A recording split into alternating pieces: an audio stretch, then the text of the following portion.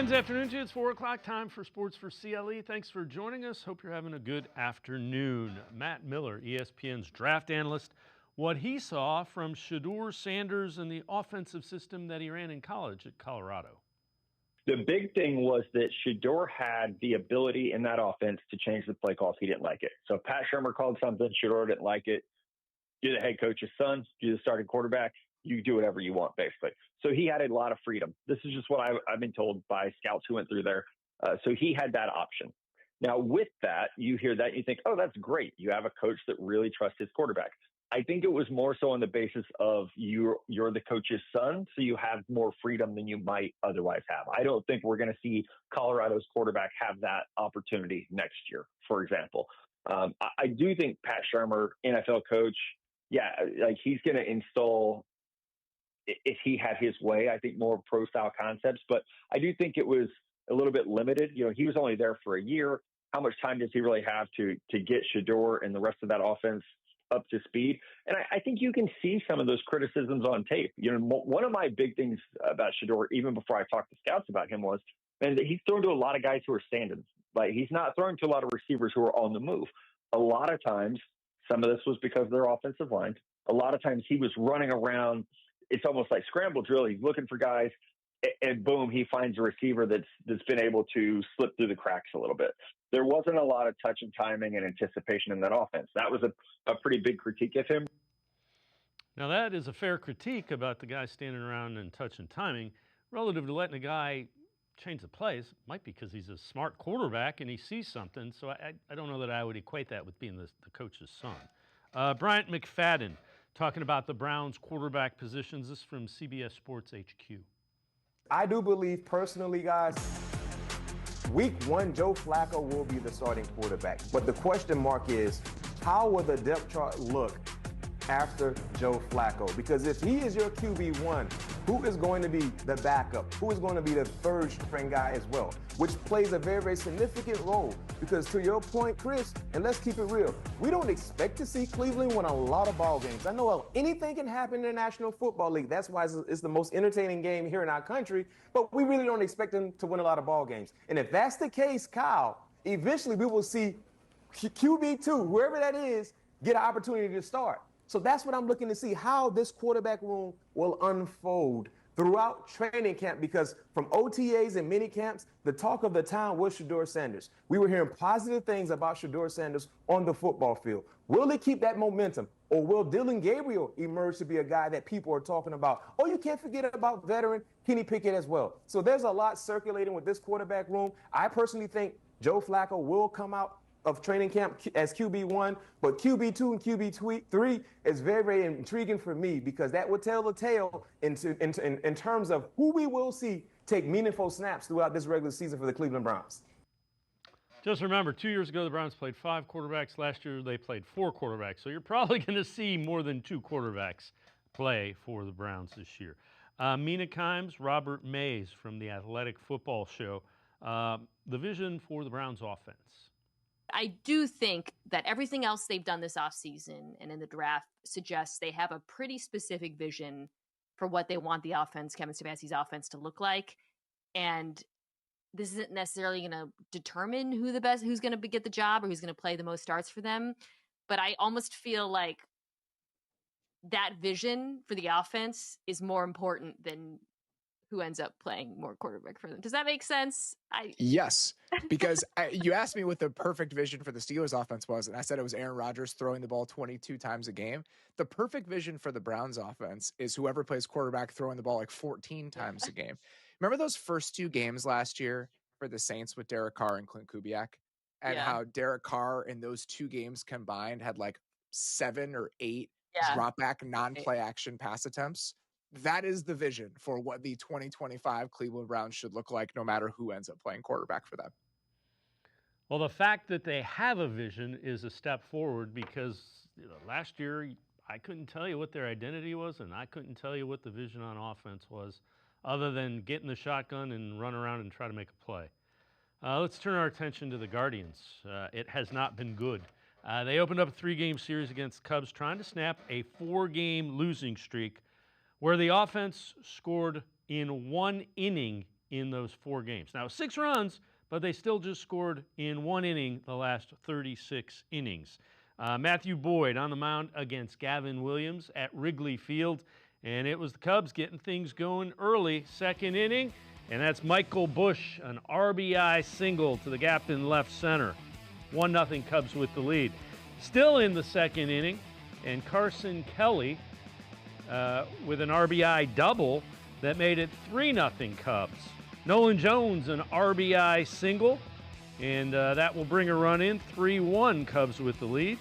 In the 6th inning, Saikyo Suzuki, and that one's not coming back. A home run over the ivy in left center. 4-2 Cubs with the lead. The Guardians offense struggles again, managing just 2 runs. Cubs win at 5-2. Stephen Vogt talked about the pitching. Gavin's he's developing really well. He's been solid for us. Just continue to learn, continue to get better each time out. What do you think of Boyd? Vintage Boyd, really good. We had the 1 inning where we got something going. Outside of that, it was hard to get stuff going. He does such a great job of reading swings, sequencing, tunneling, and hitting his spots. Our guys, I thought, had better swings tonight. We hit some balls hard up the middle that got caught. Some good defensive plays by them. I thought we had pretty good at-bats off Matt Boyd tonight. Just weren't able to string things together, and we just got to continue to work. We're going to continue to work and fight and believe. We're in it right now. We've got ground balls hitting our pitcher in the heel on tailor-made double plays. So this is when you have to get tough. This is when you have to get, let go, relax, and go play. And we're in it. Same 2 teams tonight. Guardians trying to snap that 5-game losing streak. Tanner Bybee takes the mound against Shota Imanaga for the Cubs. Some news from the Cavaliers. Larry Nance Jr., Revere alum, returning home to play as a Cavalier for the 2nd time in his career. He was with the Hawks. They will sign a 1-year deal, a vet minimum, and Cavs tried to get him at the trade deadline. Hawks kind of rebuffed a lot of trade talk relative to Larry Nance Jr., but Larry Nance Jr. Signs a 1-year deal with the Cavaliers. Time for us to take a quick timeout. Other side of the break, it's Jake Burns from BrownsFilmBreakdown.com. We're talking Browns on Sports4CLE. Stay with us. You got so much to do. It's got you feeling blue. Put a little play in your day. 'Cause it's fun all over the state. So come on. Great games wait for you and me. The Ohio Lottery. Put a little play in your day. Put a little play in your day.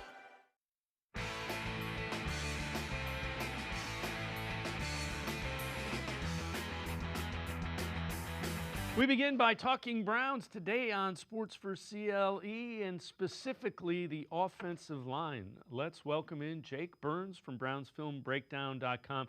Jake, I know you've done an offensive line analysis on the site. We've heard from multiple people. They're going back to that Kevin Stefanski, quote unquote, type of offense relative to the offensive line. How big of a change is that, and what's the difference between what they've done a couple years ago and what they tried to do last year? Yeah, I think last year they really struggled to figure out how to run the football effectively under center. So what would happen is if they were, unable to establish, and this is not just a byproduct of scheme, but as you guys know, Joel hasn't been himself with the back stuff that he dealt with last year. Posick had an up and down year. Teller missed time with the MCL, and we know what happened at offensive tackle. So it's not to just specifically hone in on blaming the offensive line schematically, but I do think they want to get back to being more effective under center, and that comes with, replacing and replicating more of what they did 2 years ago versus last year. Last year was a little predictable under center. They were really running gap concepts, which gap concepts, to put it in a simple context, really means like, hey, we're going to have everybody block down one direction, and that means block down on the gap beside you, and we're going to pull somebody to kick somebody out. Now, There's various ways you can do that. You can pull a guard to kick out an end. You can pull a guard to, and that's typically called counter. You can pull a guard and pull him around and have him lead block on a linebacker. That's usually what's labeled as a power concept. And then there's other variations. You can pull two guys at one time and have what's called pin pull. So you're pinning one side inside and pulling players around the edge. So yeah, I think last year they got into the world of trying to be diverse with RPO stuff, and from that structure of RPOs, I just think it allowed them to leave the place they were most comfortable building an offense and working off of that baseline structure. So with a reintroduction or a reemphasis of wide zone, I think they want to be able to use that as a baseline, a different way to attack defensive lines and linebackers, not just gap stuff, but moving things up front. If you're running wide zone, you're really blocking laterally to give your running back what are called 3 cut options. He can bounce it to the outside. He can sort of what's called bang the run up inside of the offensive tackle, or he can bend the run all the way to the backside. Some of those Nick Chubb's famous backside cut runs he would have. So they want to get back to that as a baseline because they think that's what their personnel is most comfortable doing. Then they want to be able to bridge off of that into the power gap stuff. And then from that, and really I'm writing on this next week for the website, is like all of their play action game stems off of that. So there's stuff that is best at mirroring the run and pass, which is what Kevin has been most comfortable doing in his OC tenures, whether that was Minnesota or coming to Cleveland, is just a place they want to live. I understand the world they tried to get into last year because they wanted to put themselves in a place where Deshaun Watson was more comfortable and a little bit more of what he liked to do, but ultimately it failed. We know where that situation lands, and now they revert back to who Kevin has been traditionally as a play caller and as a game planner. So yeah, they want to get back to that. Joel Bitonio, Jack Conklin talked about it at the end of the season, and I think in parallel with that was a different type of offensive line coach structure between what they had in Andy Dickerson and Roy Istvan, and I think Mike Bloomgren's reintegration into Cleveland. It's not a reintegration. It's, I should say, his approach to coaching the position because of his context of working next to Callahan with the Jets back in the early 2010s. He took that philosophy to Stanford. He took that gap power stuff at Stanford, and he became a head coach on his own at Rice. And I just think he's more of the traditional style of offensive line coach that the veterans are accustomed to. So I am optimistic that there's an uptick here to a bit more of what they had been from 2020 to 2023. So if you get a philosophical approach, I think aligns more with who they are, a bit more consistent quarterback play. We'll see if that shakes out the way we hope it will, but a bit better quarterback play than last year. And then you pair it with an approach from an offensive line coach who I think will have them more prepared for what they're traditionally liking to do. It's easy to me to see a revert back to who they were. Maybe not the elite group that they were early in Kevin's tenure, and as those guys were a little bit younger. But I do think there's a world in which they're not one of the bottom 7 offensive line groups. But health is a huge part of this for guys like Jack and Wyatt and Joel and Ethan, who are 4 of the 5. And even, we can't say DeJuan Jones, who's pegged to start at left tackle. He is coming off 2 straight seasons of season-ending surgery. So if you can just get that uptick in health, you can get a reversion back to both schematically what they like to do and philosophically through coaching and game planning, working with their offensive line coach in a way that is a bit more comfortable. It's certainly possible they figure this out and become a respectable offensive line again. But, you need the health gods to be in your favor more than anything else. Yeah, so 2 things. Can DeJuan Jones be the long-term answer, do you think, at left tackle? You mentioned he's been hurt the last 2 years. And, what's the ceiling for this offensive line? Can they be elite again? Or you've got a lot of guys approaching that 30-year-old plateau on that line, and that offensive linemen don't age gracefully, I guess.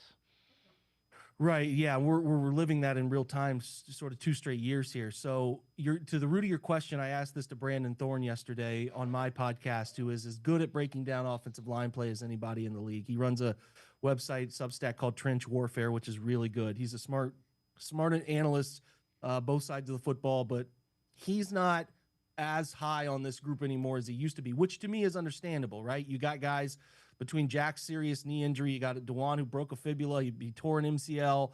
Joel's dealing with an ailing back. Wyatt has missed portions of a couple straight seasons with knee stuff.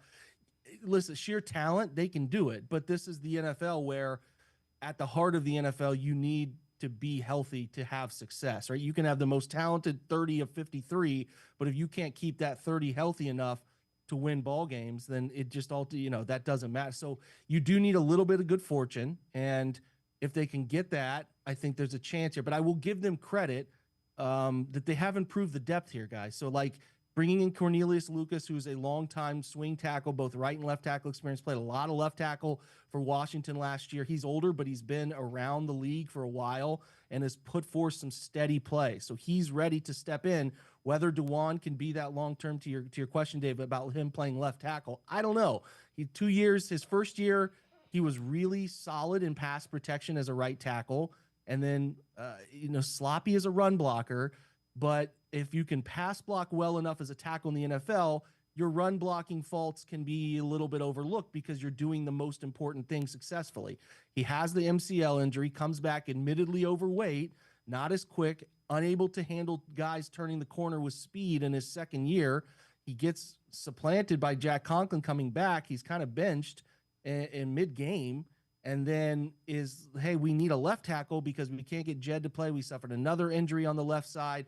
So he goes to left tackle, and it was a lot of the same. And I think there's some people who are glossing over those performances, and I'll try to break those down in the next few weeks. But, it just wasn't very good. The difference was Jameis Winston came in, and when Winston took over for Watson, he got rid of the football a lot quicker and a lot more on time. Now, sometimes that on time was in the other team's hands, neither here nor there, but the football was coming out fast. So that helped to gloss over some of Dewan's second-year issues. The run stuff was still uneven at best, or sometimes he's stepping the wrong direction, or sometimes he just is not handling the fundamental side of it well. And you might ask, well, how is a guy that big unable to run block? Well, it's a technique thing at the NFL level. At the college level, you're 6'7", 6'8", 360. You can just absorb by sheer mass, take care of people at that level. But you get to the NFL where you got bigger, stronger, more agile people, even guys 300 plus, you got to be technically fundamentally sound. And that is something that he has not found yet. But on the optimistic side, he's lost weight. He seems to be in the best shape he's been in. Hopefully that leads to some more success here for him, because if he can move well, he's got a chance. But that doesn't guarantee anything. But I would imagine you get him in front of, you get Andrew Berry in front of some truth serum, getting Dewan to be your long-term left or right tackle to be one of those answers. He'll get the first chance to play left tackle. We'll see how that goes. If you get that from him, that's just such a huge part of the future of this franchise in terms of where their next championship window is. Because if they go into this upcoming offseason with both tackles to replace, that gets more challenging than you would like it to be when you're especially hunting a quarterback that we think they might be. So hopefully Dewan's the answer. But again, to my depth point, they have done such a better job this year between Cornelius Lucas added. You bring in Tevin Jenkins, who I think is a nice guard, experienced guard, former high draft pick, high second-round pick who's got experience in Chicago, ton of starting experience. Probably should have went to the Bengals because he could start for somebody, but he comes to Cleveland. He's going to have a chance to play because of the nature of how this offensive line has been. And then Zach Zenter, 2 years removed from that injury, his rookie year under his belt. So you got three really good backups that you feel comfortable playing. And then Luke Whippler, who's now another year away from college. He got hurt last year, but he's a talented center as well. So you got 9 guys here you can feel can play. So to their credit, it is a much better depth situation than they have dealt with in the last 2 years. As we know, they have been trying to scrape practice squads and figure out Michael Dunn's health on the interior. So yeah, that stuff's in a better place, but they need their frontline guys to be healthy this year to get to the point that they're a top 15 offensive line again. Jake Burns from BrownsFilmBreakdown.com and I are going to step aside, take a quick time out. Other side of the break, we'll talk about some players that need to have big years for the Browns. Sports4CLE, I'll be right back. Stay with us. Come back to go forward. Back to learning new things. Back to pursuing your dreams. Tri-C has flexible learning options to fit your life. And every year, more than 1,000 local companies provide Tri-C students with real-world learning. The right education can boost your lifetime earning power by hundreds of thousands of dollars. Start now with a college education you can afford. Try C, where futures begin.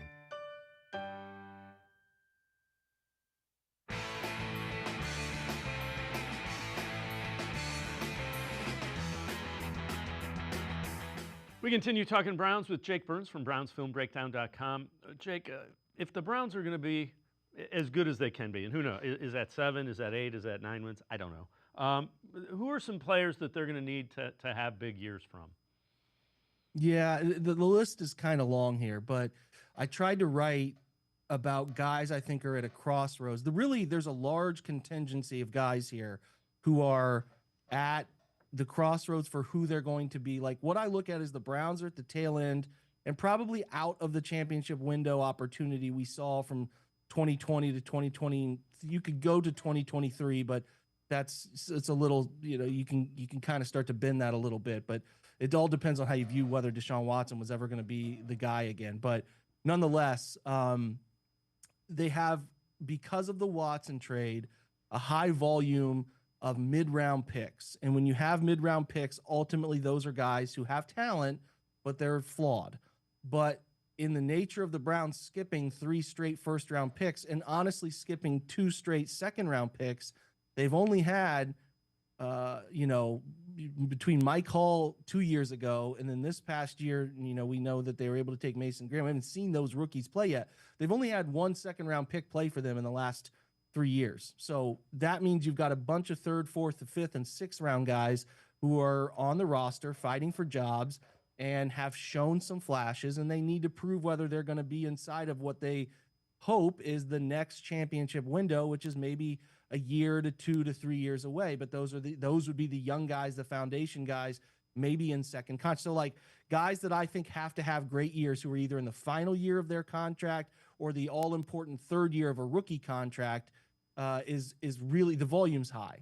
So like Cedric Tillman coming into the 3rd year of his deal, is going to have a big role this year if he proves that he can play and stay healthy. He's dealt with concussion issues for 2 straight years, but if he can play like he did when he arrived there with Jameis, when they traded away Amari Cooper, that's a real second player to Jerry Jeudy that would be a huge boost to not be having to force a wide receiver selection inside, the next draft or 2. So that's Cedric Tillman is one. Alex Wright and Isaiah McGuire. Wright enters the final year of his rookie deal in the 4th year. McGuire enters the 3rd year. What you would like to do here is between those 2 guys who have had both a lot of time over the last 2 years, Wright 2 years ago, but was hurt last year, and McGuire getting the opportunity because they traded Za'Darius, and Alex Wright got hurt last year. So you really are like, can one of those 2 guys step up and be the solution to a second contract to be the guy opposite Miles? If they don't, that creates another hole in a premium position they would have to fill. So you would love for one of those 2 to be a solution. Kind of, Dave, the same thing's happening at corner. Martin Emerson's in the final year of his rookie deal. Greg Newsome's in the 5th year of his his rookie contract as well, which is amazing to think, but he is in that 5th year. So in the scenario, can one of those 2 prove to be the solution outside, opposite Denzel Ward, who we think might be in line for a 3rd contract, the rare 3rd contract? But anyway, like if you can get one of those 2 to be in a position, Emerson was down last year. I personally think Greg Newsome's a better outside corner than slot corner. So I'm a little more interested in seeing him play outside like he did his rookie year to sort of give you a solution. So those 2 young guys, can one of those 2 prove to be an answer for a second contract as well? And the same sort of thing is happening with DeJuan Jones. Critical year for him coming into his 3rd year. If he proves to be, hey, he plays 17 games, provides steady play at tackle, there might be a chance to have some sort of conversation this offseason about an extension for him if he can prove that health and prove that the body is in a better place, weight-wise, all of that. And then there's some 2 UDFAs that I think have had roles the last 2 years, Ronnie Hickman and Mahmoud Diabate, that have, flashed talent. Hickman's played a pretty decent volume of snaps the last 2 years, but can he be diverse? Can he be a 2-high safety, not just a single high read safety? Can he play some man coverage? Can he go down in the box and play a little bit of that closer to the line of scrimmage stuff? Does he have that versatility? Same with Diabate, who got a chance more last year when Jordan Hicks and JOK both dealt with injuries. He played, he had serious flashes, but it was uneven at the end of the year. So it's like, where does he fit in this year with Jerome Baker and Hicks back healthy and Schlesinger drafted? Is there a role for him? So there's just a bunch of these guys, a high volume of these guys, and that doesn't even include David Njoku, who's entering the final year of his second contract, who they drafted a tight end in the top 70 of the draft, who is like, is there another deal for David, who will just be 29 this year and has some good NFL years in front of him? So what I've tried to express to folks is like, this is a season where the win-loss stuff matters. It always does.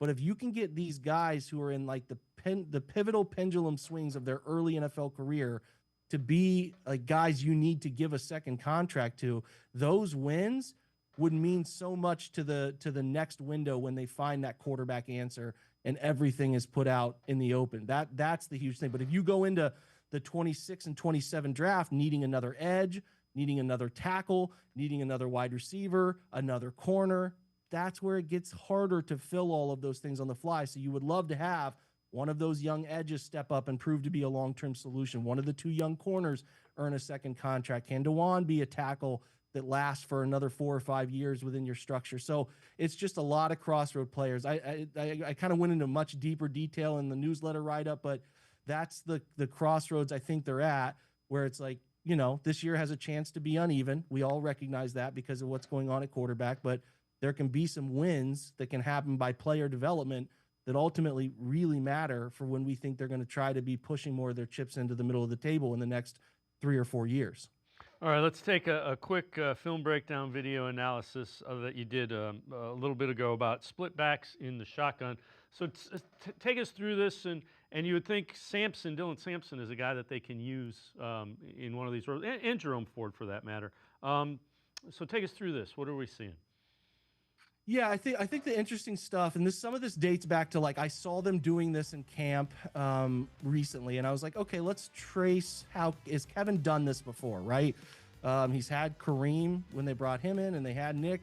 So this is something maybe they have done with two running backs that they want to get on the field. And I would imagine between the rare nature of drafting two running backs in the top 4 rounds, you probably want those guys to play on their rookie deal.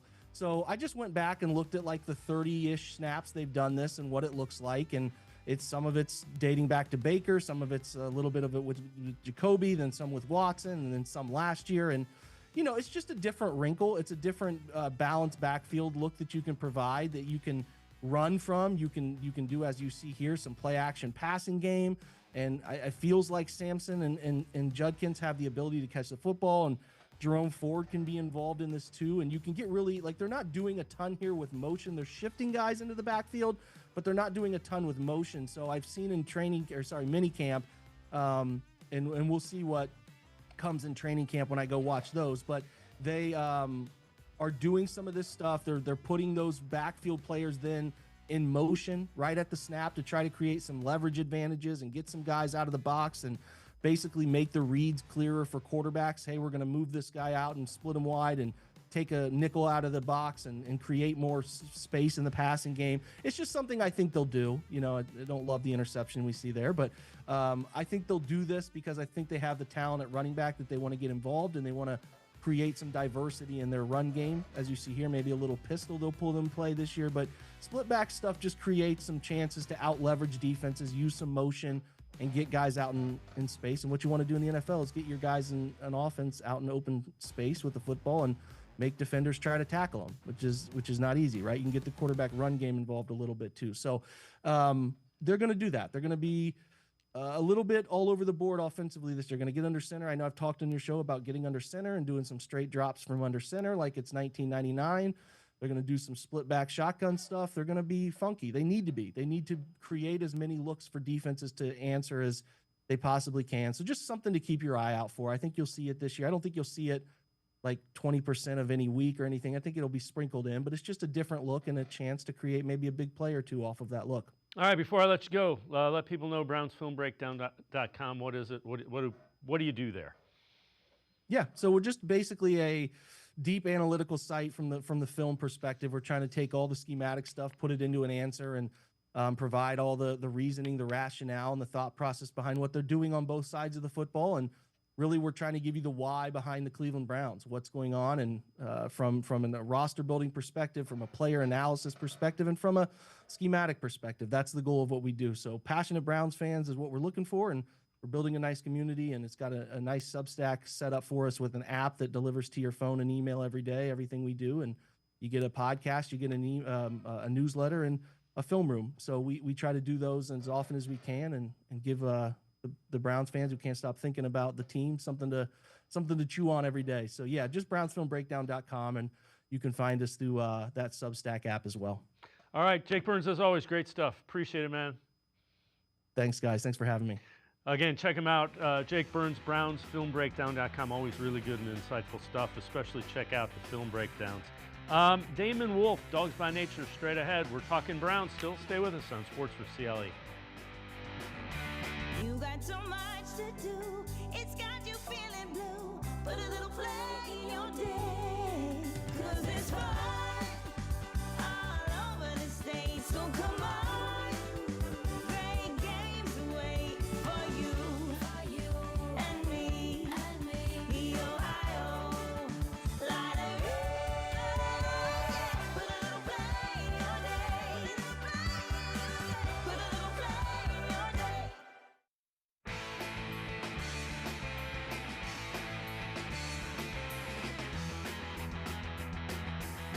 We continue talking Browns on Sports4CLE. Let's head to the voicemail of Truth and Reason. Yes, this is Dennis from Cleveland. And I'm hearing that Deshaun Watson could be coming back in late October. Somebody please tell him to go away. Please. I beg. Please tell Deshaun Watson to go away and never come back again. Please. He just won't go away. As always, appreciate all of the voicemails. Let's welcome in Damon Wolfe from Dawgs by Nature. And Damon, there's a couple of things. And we haven't gotten into it because it's legal and it's a mess. There was collusion, and they kind of swept it under the rug that came out a couple weeks ago. But there's two things. One, you don't want to treat a veteran player like he's not wanted. So first and foremost, because that will keep free agents, it'll give free agents pause for concern. Number two, you'll upset Deshaun Watson's agent, who represents a lot of guys. So the way you treat a veteran player, even when he is not part of the future, and I don't think Deshaun Watson is part of the future. I'd be shocked if he was. But they still have to treat him like he's part of the team. Yeah, absolutely. You know, Deshaun suffered the season-ending injury last season.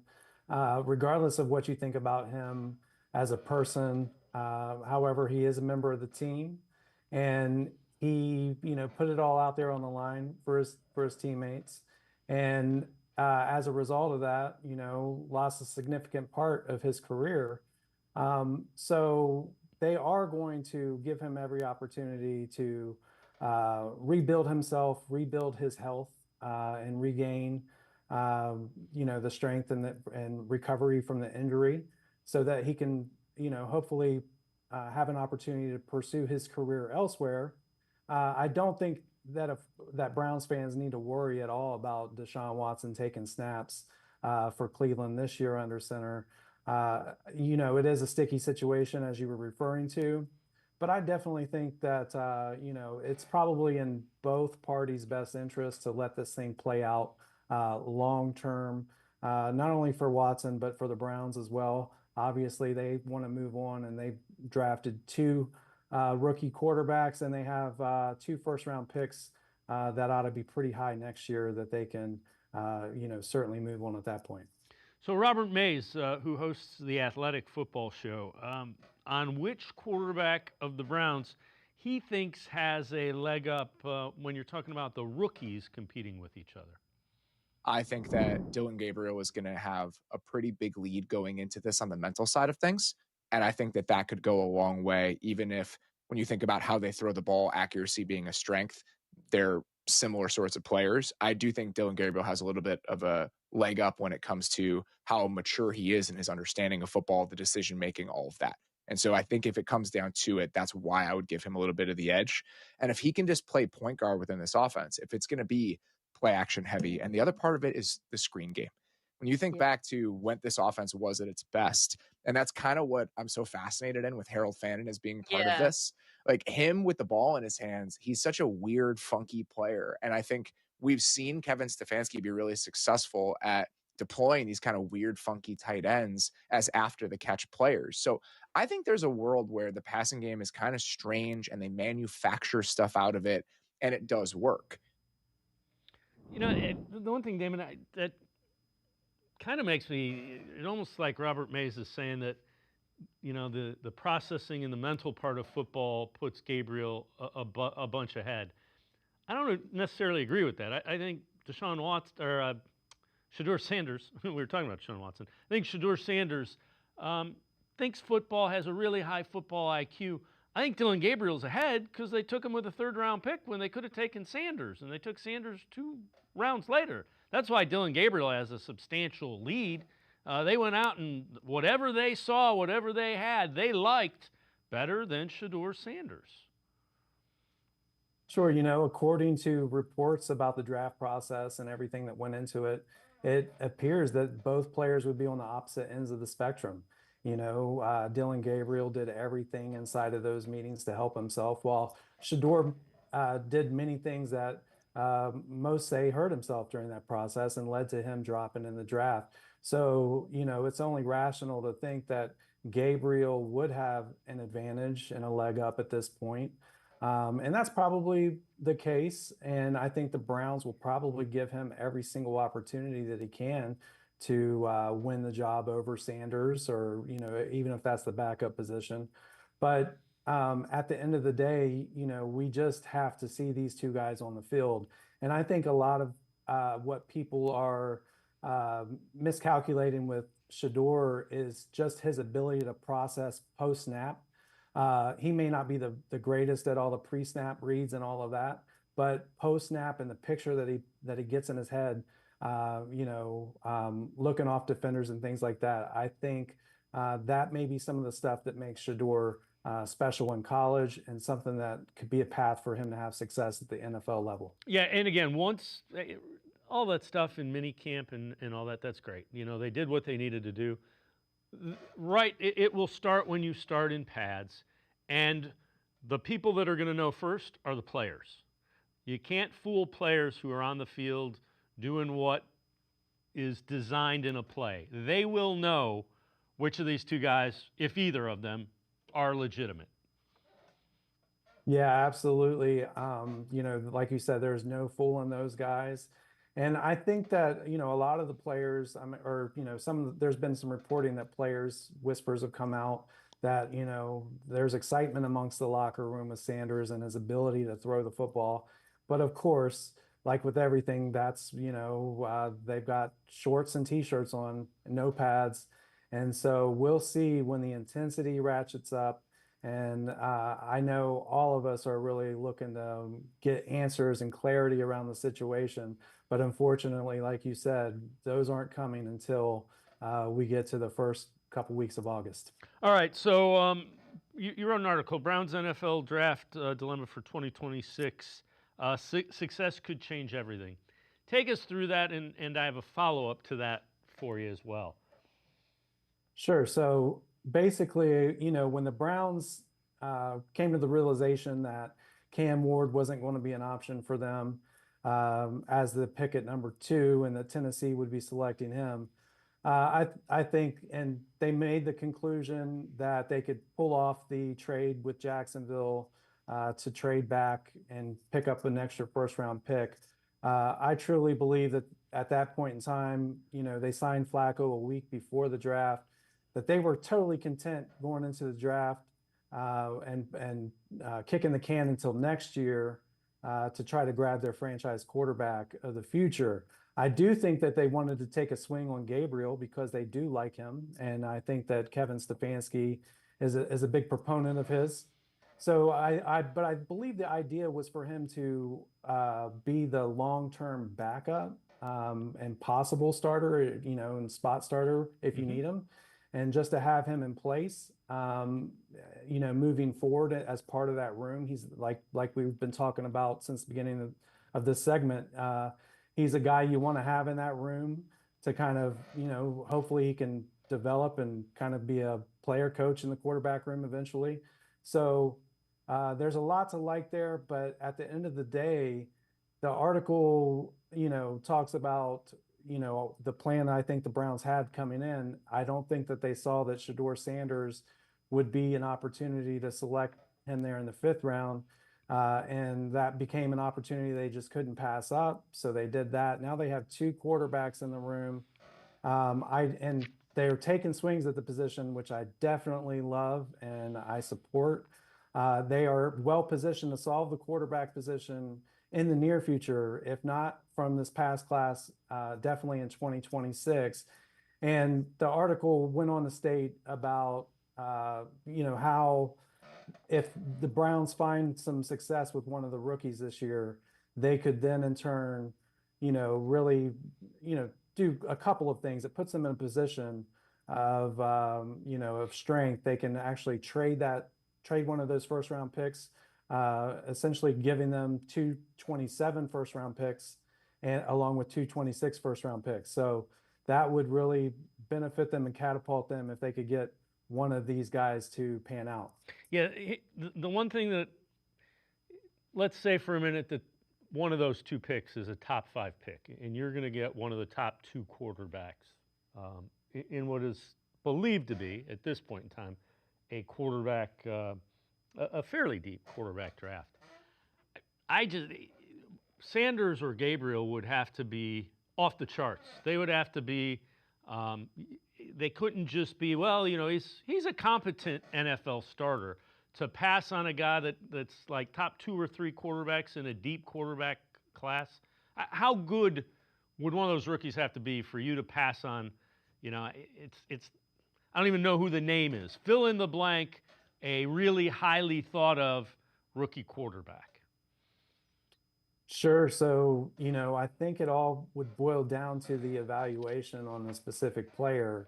And you're right. I think that one of these quarterbacks would really, really have to impress in order for that to be the case. And when I say impress, I'm talking, in contention for Offensive Rookie of the Year, possibly a season like Baker Mayfield had in his rookie year, sort of to that level, sort of to like what Jaden Daniels experienced last year.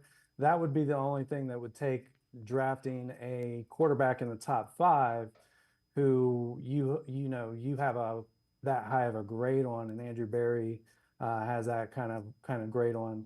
And having 2 quarterbacks is never necessarily a bad thing. And like I said, it gives you options down the road. I don't know exactly, who that quarterback is that could be head and shoulders above everybody else. And unless the Browns have the 1st overall pick, we're kind of back in a situation, debating about how good exactly is this quarterback and can he definitely be the answer? But it is a good question and a tough one to answer. Yep. But I like the Browns' chances to solve the issue over the next couple of years. Yeah, and that's kind of, you mentioned Baker Mayfield. That's kind of where I was at. They deemed he wasn't good enough when he was kind of in that mid-range, a middle-of-the-pack starter. That's why I think if they're looking at somebody they think can be top 10 in the league in a year or 2, they go get him. Damon, Wolfe, and I are going to step aside, take a quick timeout. We will continue talking Browns. Sports4CLE, be right back. Stay with us.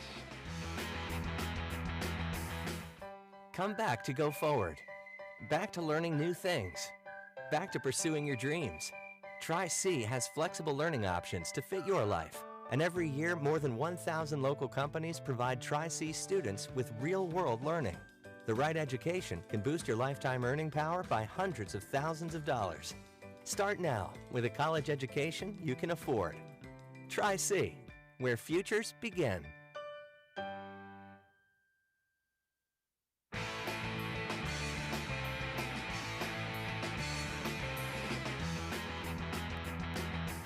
We continue talking Browns with Damon Wolfe from Dawgs by Nature. Kyle Long from CBS Sports HQ with his biggest question with the Browns.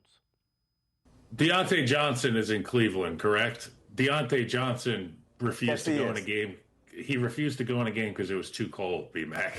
Well, he's going to find out that the humidity and the heat doesn't last forever in Cleveland, and that the honeymoon phases of his stay in Cleveland will come to an end. I'm interested to see if he's gotten over his fear of the cold. That's really my Browns take. I want to see if he's out there with those Brownies this fall. And Damon, with Deontay Johnson, there were so many red flags in like not showing up to mandatory minicamp. He talked on a podcast and was very honest, and you just kind of wonder, when he's right, he's a really good NFL receiver, but all the things that you hear, is he anywhere near right? Yeah, it's tough to say at this point. I find it interesting that that's his biggest question about the Browns. However, with Johnson, I don't think that going on the podcast and saying those things was a good look for him. I don't think that not showing up until mandatory OTAs was a good look for him. But that being said, if he does show up on the field, I believe he still has some talent in the tank. It just depends on whether or not the Browns can get him to buy in and buy into his role and the things that they are going to ask him to do, which unfortunately for him will involve playing in some very cold weather in the wintertime. However, that being said, the opportunity is there. I think the Browns are still in evaluation mode with him, and I think that if an opportunity exists out there to upgrade at a reasonable price, I think that Andrew Berry should and will explore that any chance that he gets. Yeah, again, if he goes out and plays like he's capable of, the Browns will be thrilled with that. Other than the quarterback play, what are the keys, as you see it, to the Browns kind of being as good as they can be? And, whether that's 7 wins, 8 wins, 9 wins, I can't imagine much more than that. But what are some keys, do you think? So I think for me, it comes down to, obviously getting back to their identity with Stefanski and his system of play, and just play ball control offense, run the ball, keep drives alive, and especially on first and second down, if you can pick up positive yardage and keep it to third and minimal, that will certainly help. And just kind of try to play possession football and turnover-free football and control the clock a little bit. And I think that will do worlds of wonders for this defense and allow them to play rested and be able to get after the quarterback on the other side of the ball. So who are you curious to see in pads? I mean, there's a number of guys I'm curious as to I have a couple I'm curious as to yours. So, so far in OTAs and stuff, you get to see a lot of the wide receivers and cornerbacks. You kind of get a feel for who they are. When it comes to training camp and the pads coming on, I definitely want to explore the offensive linemen up close and defensive line for that matter as well. Obviously, Mason Graham being the number 5 overall pick is somebody who definitely has my attention and somebody who should really help the defensive line out tremendously this year. On the offensive line, I'm really intrigued by Tevin Jenkins and Zach Zinter, and I want to see what those guys have. And hopefully Zinter has been able to show some progress from last season to this and can take the next step forward and possibly be the replacement that we're eventually going to need for Joel Bitonio and Wyatt Teller. Yeah, I loved the pick of Zinter, and I'm hoping it was because he's coming off a broken leg and you're playing inside in the NFL and it's a different scheme. The other one is Judkins, Quinshon Judkins. I want to see him in pads. I want to see him kind of hit people and get hit. Are there any veterans you think that could get cut? Are there any names to kind of listen out for? That's a good question. I think, we already saw Ogbo, who, wasn't a surprise to me. I think Jordan Hicks could be a guy that could be in danger if, he's had trouble staying on the field and staying healthy. So if there's somebody young in camp that they like, if Nathaniel Watson really shows well in camp this year in his second year, I think it could be a spot that could be up for grabs, and Hicks, could be the odd man looking out based on his age and health history. Other than that, Shelby Harris is another guy on the defensive line, kind of in the same category. If the Browns are interested in going younger and they could save a little bit of money on the contract, be it a post-June 1st now, so they can, that's more favorable of a transaction for them to complete. Those are the two guys that really would stand out as far as from maybe a surprise veteran that would be cut. Before I let you go, at what point do you think Kevin Stefanski names a starting quarterback? I get the feeling it might be a bit. I do too. I'm with you on that. I don't think it'll be first preseason game or second preseason game. If I had to bet on it, it'd be between the second preseason game and third preseason game. They'd want to name the starter and have that guy out there with other starters, to kind of for their dress rehearsal. And that's kind of where I just think it'll be at the end of the day. And I think they want to give everybody a fair shot and an opportunity and see what they have out there. Damon Wolfe, Dawgs by Nature, is always great stuff. Appreciate the time and the insight. Thanks very much, Damon. No problem. Thanks, Dave. Damon Wolfe, make sure you check him out. Dawgs by Nature, really good Browns coverage. We're going to step aside, take a quick time out. We're going to talk baseball, some Guardians prospects down in Columbus with Ryan Mitchell. He is the voice of the Clippers. Sports for CLE. We'll be right back. Stay with us.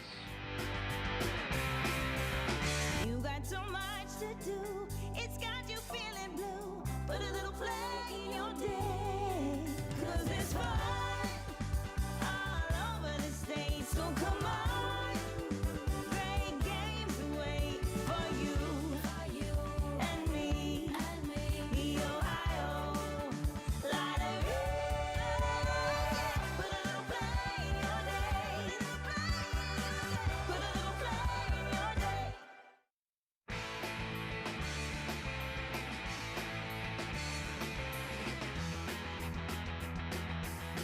We turn our attention to baseball. We told you Guardians trying to snap a 5-game losing streak in Chicago. We're going to talk a little bit about some prospects. Let's head to the voicemail of Truth and Reason. Hey, Dave, love the show. Just was thinking about Chase DeLauter.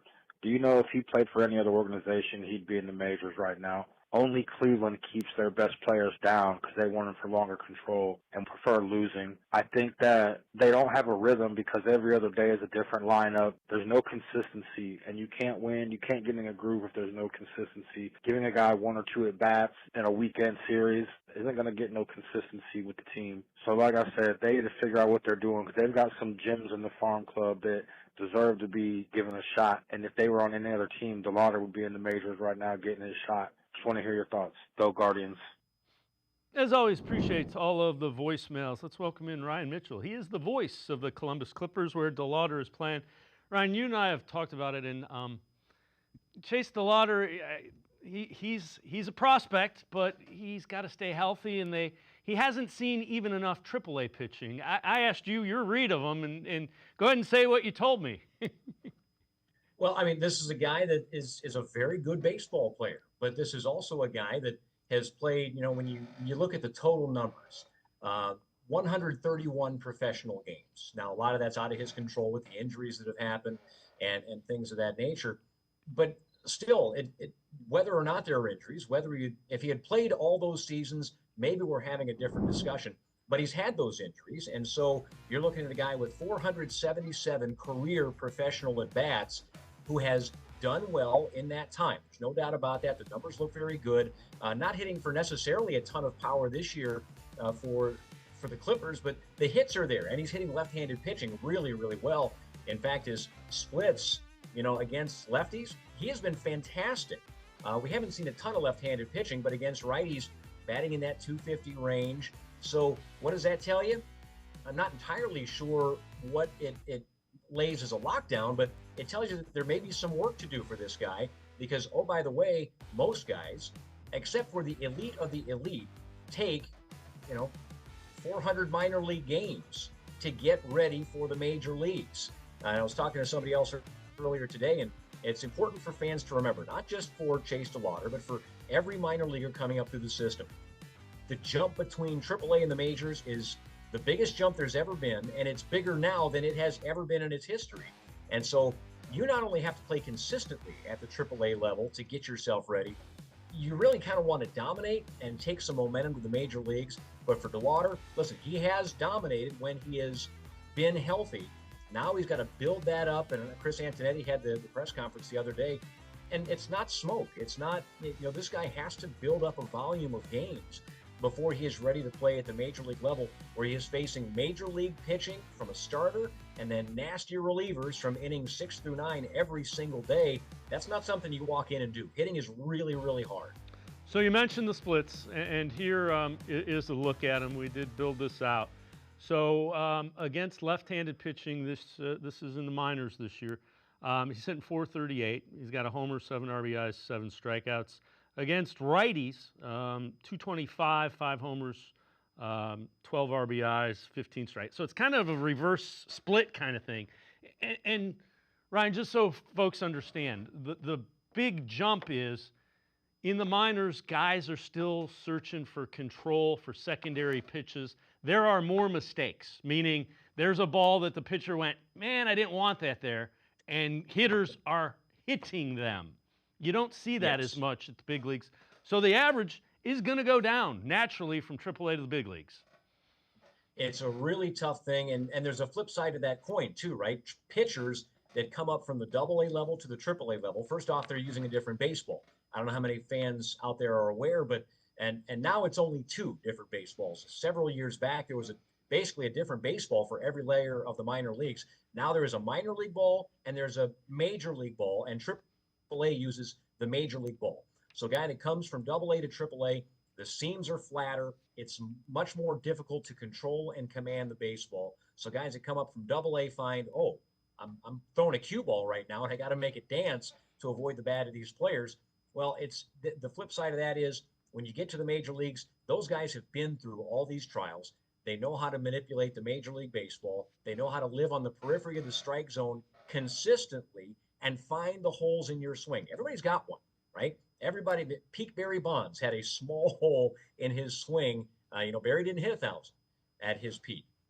And, Ted Williams didn't hit 1,000 at his peak. There are holes, and when you get to the major leagues, they're going to find them quick, and they're going to live there because major league pitching can, at a much higher rate, live in that small area of a zone, in or out of the zone. If they know you're going to chase something down and in, guess where they're going to throw it? Down and in until you prove you're not going to do that. So, yeah, that is a big, big thing for – and, listen, Chase is facing pitchers now at the AAA level, which are better than at the AA and single A level. They're more consistent hitting those spots, but not as consistent as they are in the major leagues. So, yeah, you're right. It's a thing that everybody has to kind of figure out. You have to learn your own holes in your swing, right? And you have to do the things that are going to minimize that, mitigate that, or, oh, by the way, just lay off those pitches till a guy maybe has to come into your hot zone, and that's when you can do damage. That approach is also one of kind of the later things that come, because when you're in the lower levels of the minor leagues or playing college ball or playing high school ball, guys just make a lot more mistakes, to your point. And then you can let your talent come through and damage those mistakes. You get fewer of those as you go up the ladder, and you want to be able to minimize the holes in your swing or understand your swing well enough to avoid certain zones, and that takes time. That's where it takes games and plate appearances against high-level competition. Let's talk a little bit about C.J. Kayfus, another guy hitting it AA, then moving him up, hitting it AAA. What have you seen with Kayfus? A guy that's a pretty good hitter. Early in the season, we were seeing very, very little left-handed pitching. In April and in May, the Clippers were bottom of the International League in seeing left-handed pitching. So as a left-handed batter, that's one of your development boxes you got to check. How do I do against guys that pitch from the same side that I bat from? And, when you don't see that, there's just no opportunity to try and develop against that. We're seeing more of it recently. And what's been a positive for C.J. Kayfus, back-to-back days, he hit a grand slam against left-handed pitching. when we were on the road in Iowa last week. And he had 3 homers in that series and 10 RBIs. He didn't have as many hits. The batting average was a little bit lower over the past couple of weeks, but he's still making solid contact and drawing walks at important times. There was a game where he hit a game-tying grand slam late, but earlier in that game, he drew a walk in a big situation where they were not going to come in the strike zone and give him something to hit. So he recognized that and said, okay, I'll take the walk. I'll let the next guy come up. And the Clippers wound up scoring 3 runs in that inning. His walk was as much a part of that as anything else, and that's a big part of development. Yeah, you would love for him to hit a home run right there, but you have to have a pitch to hit. And so I like his approach. I like his defense at first base, and in the outfield, he looks like he belongs.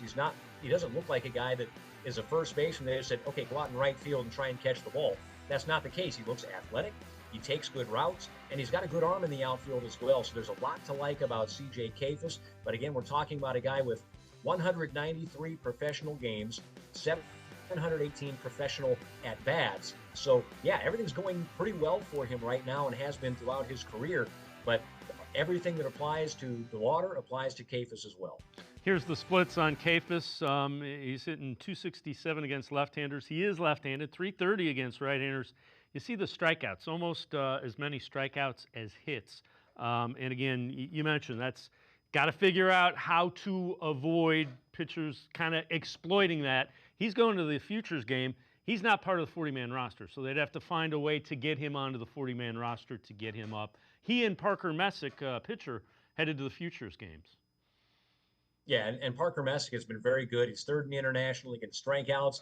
He's top 5 in batting average against. He's top 5 in earned run average. Parker he's just the kind of guy you like to watch. He doesn't throw 99 miles per hour. He's not going to just rear back and blow it by you. But he is the epitome of a competitor. And that's the thing that is, I guess, most fun to watch. If a guy beats him for a base hit, he's right back out there against the next guy trying to execute his pitches. And he's a guy that's got a fastball that'll be 93, 94. It's no slouch on the fastball from the left side. But his changeup is a really, really good weapon. He deploys it at the right time, which is also a credit to the catching staff, the coaching staff preparing against batters. But he seems to use that changeup at the right time. He'll use it against both righties and lefties. He's got a curveball and a slider to go with it. So there are weapons he continues to develop. And this is his first year at the AAA level. We talked about guys, when you make mistakes, they get punished.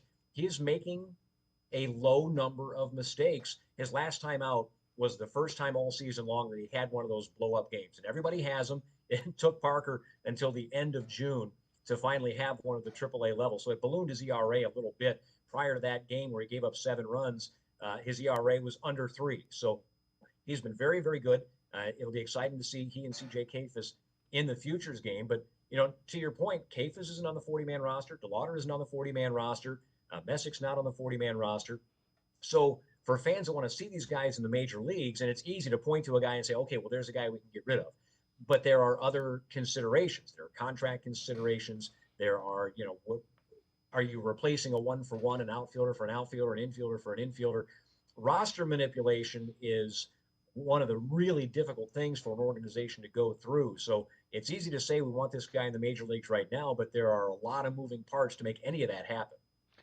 Ryan Mitchell, voice of the Clippers. As always, great stuff. Appreciate the time joining us from Toledo. You're getting ready to call the Mud Hens and Clippers. Thanks so much, Ryan. Appreciate it. Of course. Happy 4th.